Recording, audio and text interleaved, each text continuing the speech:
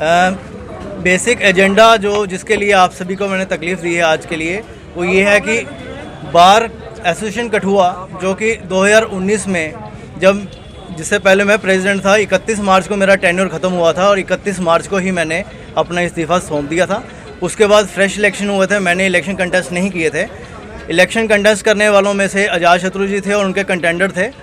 उसके बाद अजातशत्रु जी ने विजय हासिल करके बार एसोसिएशन कठुआ का प्रेसिडेंट का पद संभाला था, जो कि जिसका टेन्योर 1 साल होता है, जो टेन्योर 31 मार्च 2020 को ख़त्म होना था।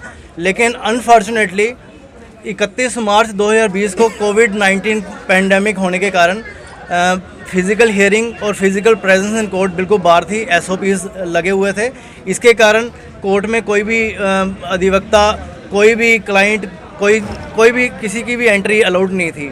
उस पीरियड में autonomously without seeking the permission of majority of the bar members which could have been secured by floating some resolution through electric media, through WhatsApp group, ऐसा कुछ नहीं किया गया और automatically autonomously without seeking the permission and consent of senior members also, उसने अजातशत्रु जी ने अपनी committee एक फॉर्मुलेट की और कमेटी को खुद ही अपने आप को एक्सटेंड कर लिया और खुद ही अपने आप को रिकॉग्नाइज करना शुरू कर दिया। अपने आप एरिया कमांडर, सिविल कमांडर बन जाते हैं, वैसे वो खुद ही सेल्फ स्टाइल प्रेसिडेंट बनते हैं। मैं अरविंद जी की बात से बिल्कुल सहमत हूँ, लेकिन आगे कंप्लीट करते हुए मैं ये बताना चाहता हूँ, यहाँ पे वाज़ेह कर देता हूँ कि हमारा जो लॉन्ग प्रैक्टिस चली आ रही है वो 1 साल के प्रेसिडेंटशिप की चल रही है और मोस्टली हमारे यहाँ पे प्रेसिडेंट कंसेंसस के साथ चुने जाते थे।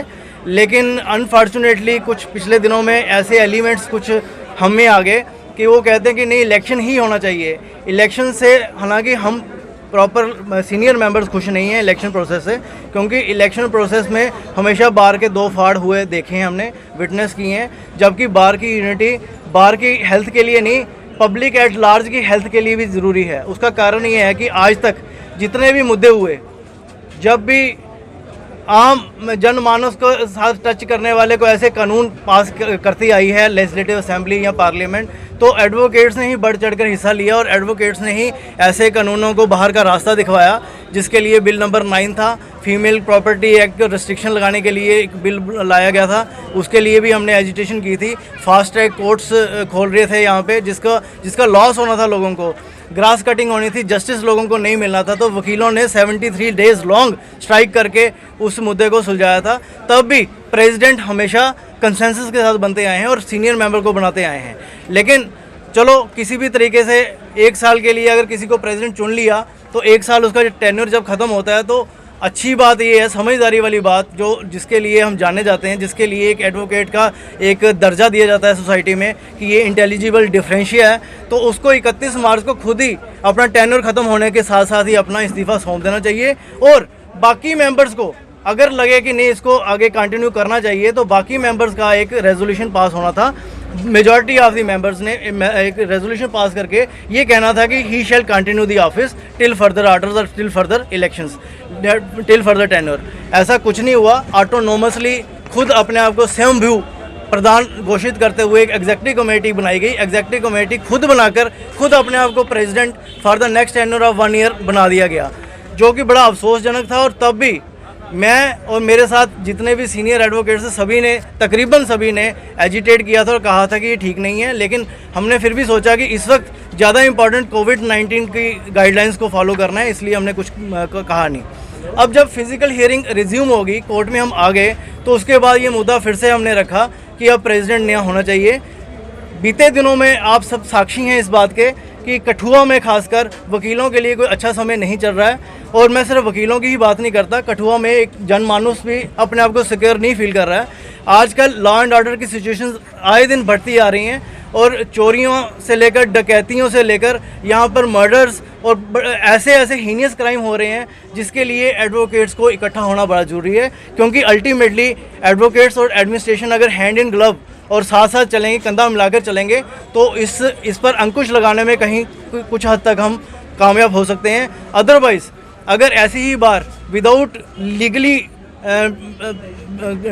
प्रेसिडेंट सैंक्टिटी के साथ, बिना किसी सैंक्टिटी के साथ बिना यहाँ सेल्फ स्टाइल तरीके से अगर ऐसी बार चलती रही तो बार और ज़्यादा खोखली और कमज़ोर होती रहेगी। वकीलों के ऊपर आए हुए जो इस वक्त जो खतरा मंडरा रहा है, खतरे के बादल मंडरा रहे हैं, ये और ज़्यादा गाढ़े हो जाएंगे।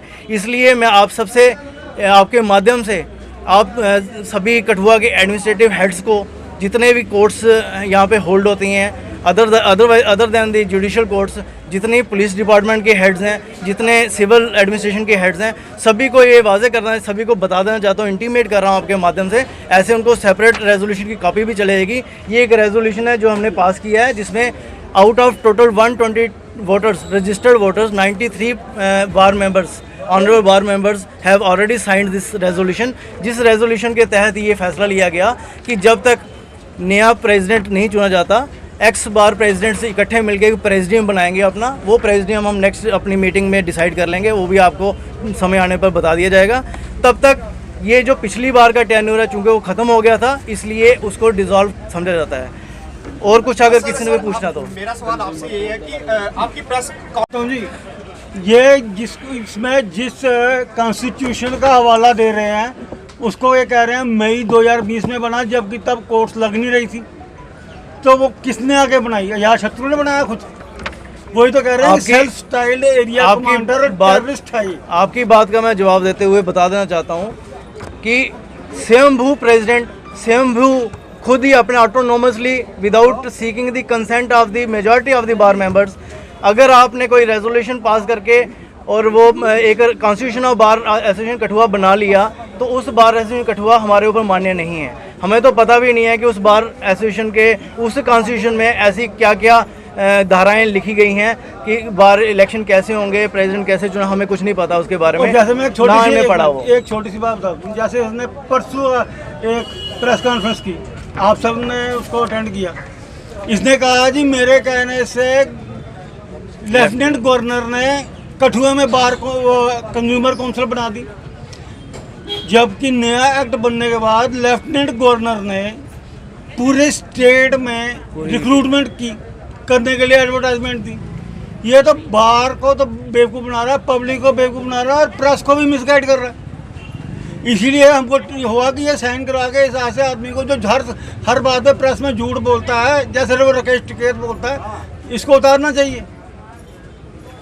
सर क्या लगता है, किस तरह से आपने बताया कि प्रेसिडेंट जो है अपनी चेयर नहीं छोड़ती, तो लगता है कि बार दो बार नहीं छोड़े? नहीं, वो अपनी चेयर उठा के अपने घर ले जाए, हमें कोई चिंता नहीं उस चीज़ की। वो सारी ज़िंदगी अपने नाम के आगे प्रेसिडेंट बार एसोसिएशन कठुआ लिख के रखें, हमें कोई फ़र्क नहीं पड़ता, क्योंकि मेजॉरिटी ऑफ द मेंबर्स ने ये बात अपने रेजोल्यूशन से ये साबित कर दिया है कि वो आज के बाद, अभी के बाद, इमीडिएट इफेक्ट के बाद उनको प्रेसिडेंट नहीं मानेंगे। इस रेजोल्यूशन की कॉपी हमने honourable principal district and session साहब को दे दी है, जिन्होंने इसको एक्सेप्ट करके रिसीव करके एक्सेप्ट कर लिया। और प्रेस से भी यही मैंने आपके माध्यम से भी एडमिनिस्ट्रेटिव हेड्स को ये रिक्वेस्ट कर दी है, ऐसे अलग चिट्ठी भी चली जाएगी उनको। इसलिए आज के बाद एडवोकेट आजाद शत्रु जी को president of bar association Kathua ना समझा जाए।